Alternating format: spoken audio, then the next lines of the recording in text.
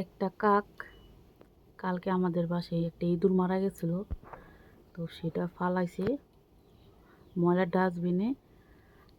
আর দেখেন এই কাকটা কিভাবে তুলে খাচ্ছে। আমি অনেকক্ষণ যাবত দেখতেছিলাম, আমাদের রান্নাঘর থেকে দেখা যায়।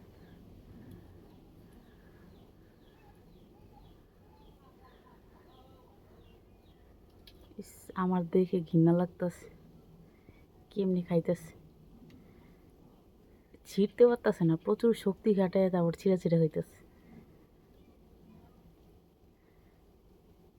ওই যে এখন খাইতে পারতেছে না দেখে হয়তো যাইবো হরান হয়ে গেছে। অনেকক্ষণ যাবৎ ছিঁড়া ছিঁড়া খাইতেছিল, এখন দেখতেছে খাওয়া সম্ভব না, এখন উড়ে যাবে। মুখ মুছে লাভ নাই, পচা জিনিস পেটে চলে গেছে, বাঘের রিস খাতেই চলে গেছে। আর রেখে গেল ওই যে ইঁদুরের খোসাটা।